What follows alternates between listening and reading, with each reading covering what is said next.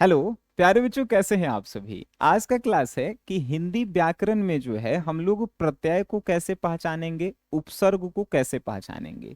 और प्रत्यय और उपसर्ग एक ऐसा टॉपिक है जिससे आप क्लास 10th में हो या 12th में हो या किसी भी कंपटीशन में हो, इससे जो है कम से कम 2 नंबर का क्वेश्चन पूछता है, ज्यादा से ज्यादा 5 नंबर भी जा सकता है।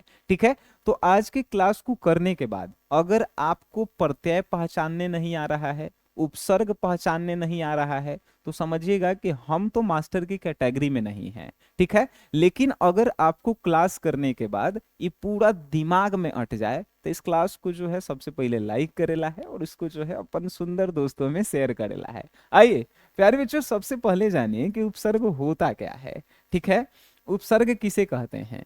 उपसर्ग वह शब्दांश है जो किसी शब्द के पहले जुड़कर एक नया शब्द बनाता है। उपसर्ग समझ रहे हैं क्या है। उपसर्ग एक प्रकार का शब्द है जो किसी भी शब्द के आगे जुड़ करके उसका अर्थ बदल देता है। जैसे मान के चलिए कि हम लड़का हैं, लड़का जैसे ही बियाह होता है तो उसका जिंदगी का होता है, बर्बाद हो जाता है। तो मतलब कोई के आने से उसका जिंदगी बर्बाद हो गया। वैसा ही उपसर्ग एगो शब्द है जेकरा साथे जुड़ता है ओकर अर्थ बदल देता है। आइए देखिए तो कैसे। ये हार है, हार मीन्स क्या होता है कि हम लोग हार गए।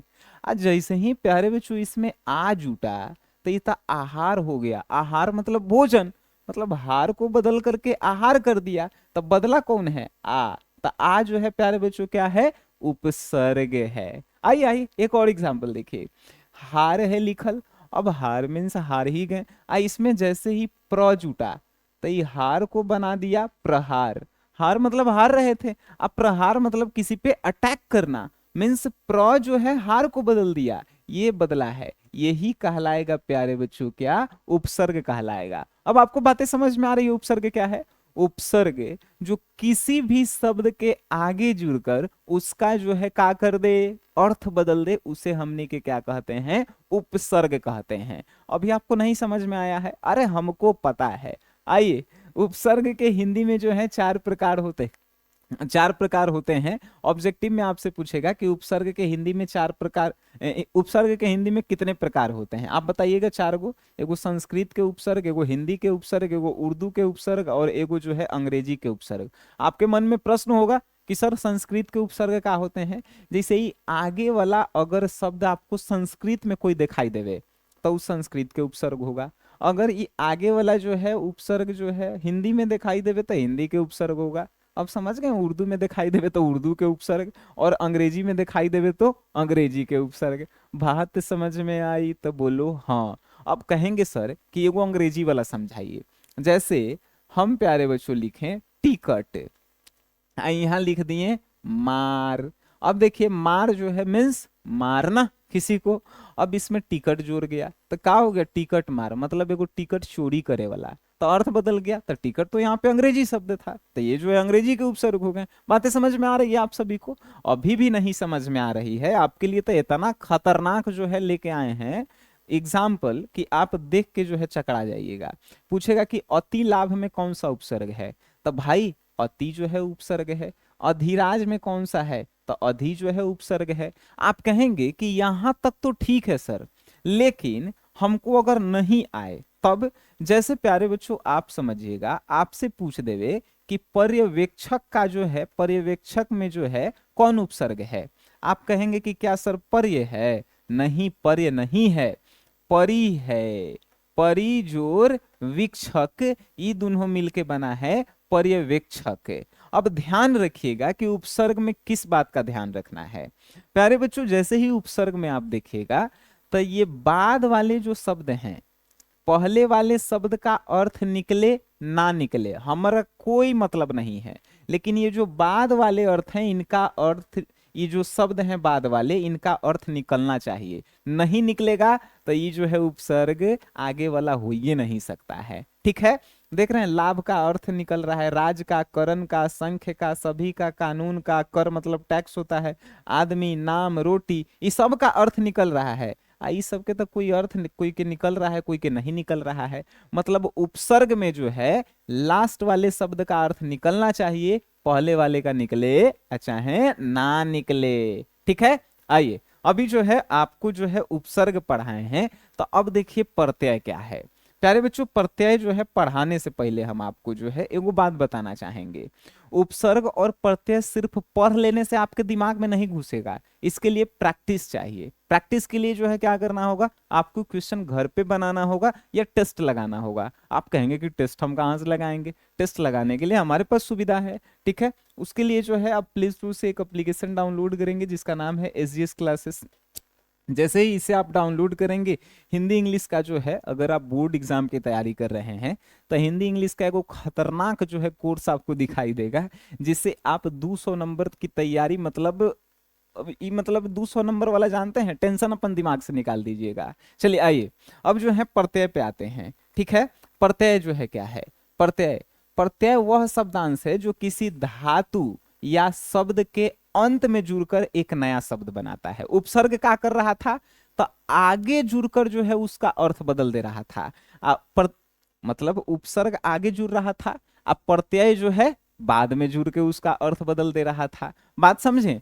चलिए अब जो है उपसर्ग और प्रत्यय देख लिए कि प्रत्यय और उपसर्ग में क्या अंतर है। तो उपसर्ग आगे जुड़ के अर्थ बदलता है शब्द के, अब प्रत्यय जो है पीछे जुड़ के उसका अर्थ बदलता है। जैसे देखिए मनुष्य, अब मनुष्य जो है एक का है भाई, एक जो है व्यक्ति है, ठीक है। अब इसमें जो है ता, अगर मनुष्य को हम लोग कहेंगे तो मनुष्य जो है एक जातिवाचक संज्ञा है, ठीक है। लेकिन जैसे ही इसमें ता जुटा, का हो गया, मनुष्यता हो गया। भाई ई जातिवाचक जो है बन गया, भाई ई क्या भाववाचक बन गया। मतलब इसका अर्थ कौन बदला, ता बदल दिया, तो ई ता ही कहलाएगा प्रत्यय। हम उपसर्ग में क्या बताए थे कि अंतिम वाला का अर्थ निकलना चाहिए, लेकिन प्रत्यय में पहले वाला का अर्थ निकलना चाहिए, ठीक है। ध्यान रखेंगे आप सभी। वैसे ही देखिए पागल, पागल जो है क्या है, जातिवाचक है, ठीक है। अब जो है इसमें हम पन जोड़ दिए, तब पागलपन, पागलपन तो ये तो भाववाचक हो गया, ठीक है।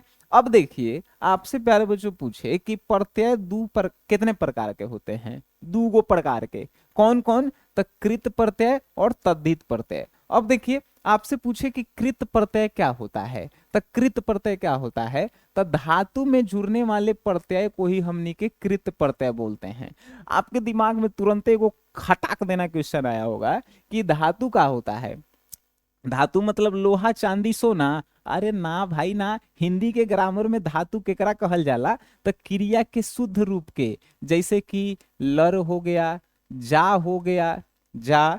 उसके बाद जो है देखिए हम आपको बता दे रहे हैं, समझ में आ जाएगा बाबू। देखिए जा हो गया, खा हो गया, ठीक है।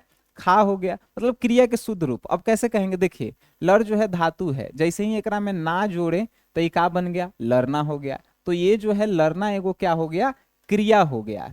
बात समझ में आ रही है, लरना जो है एगो क्या हो गया, क्रिया हो गया। जा है, जा में जो है हमनी के ना जोड़ दिए तो क्या हो गया, जाना हो गया, जाना एगो क्रिया हो गया। बात समझे। खा है, खा में हमनी के ना जोड़ दिए तो क्या हो गया, खाना हो गया, खाना एगो जो है क्रिया मीन्स काम हो गया, ठीक है।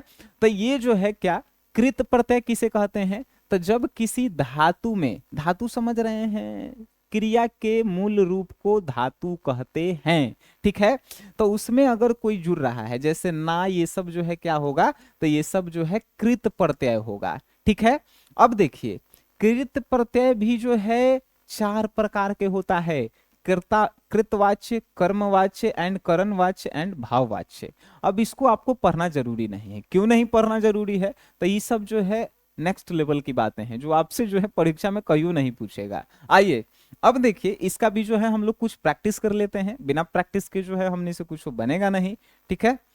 उससे पहले कृत प्रत्यय आप जान गए कि कृत प्रत्यय क्या होता है, धातु में जो प्रत्यय जुटता है उसे हमने के कृत प्रत्यय कहते हैं। कृत प्रत्यय पूछेगा कितने प्रकार के, 4 प्रकार के। अब जो है पूछा कि तद्धित प्रत्यय किसे कहते हैं, धातु के छोड़ करके अन्य शब्दों में जैसे कि संज्ञा, विशेषण आदि में जुड़ने वाले जो है प्रत्यय को तद्धित प्रत्यय कहेंगे। अब बताइए प्यारे बच्चों, यहाँ पे काला लिखल है, काला, उज्जर, लाल, पियर, हरा, हरियर, जो भी होके वो रंग जो है विशेषण होता है ना।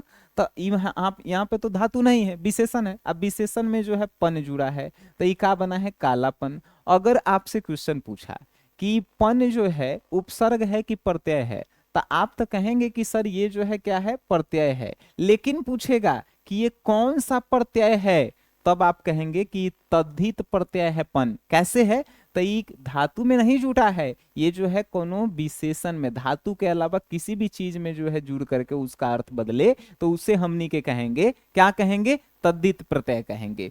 तद्धित प्रत्यय भी जो है चार प्रकार के होते हैं, संज्ञा से संज्ञा बनाने वाली तद्धित प्रत्यय, विशेषण से संज्ञा बनाने वाली, संज्ञा से विशेषण बनाने वाली, और क्रिया से जो है विशेषण बनाने वाली। ठीक है, ये जो है तद्धित प्रत्यय के जो है भेद हैं। अब जो है आपके लिए जो है कुछ जो है प्रैक्टिस अगर हम कहें, तब देखिए, अब जो है हम लिखें कार, और कार में जो है हम जो है जोड़ दिए नामा। अब बताइए, ये दोनों के मिलने से जो है का बना, कारनामा। अब कारनामा बना। अब इसमें पूछेगा कि भाई जी बताइए कि कौन जो है प्रत्यय है, तो आप क्या कहेंगे कि अंतिम वाला प्रत्यय है। काहे, इसका अर्थ निकल रहा था, इसका तो अर्थ नहीं निकल रहा था, तो ये जो है प्रत्यय है। प्रत्यय जो है ध्यान रखिएगा, प्रत्यय में पहले वाला का अर्थ निकलना चाहिए।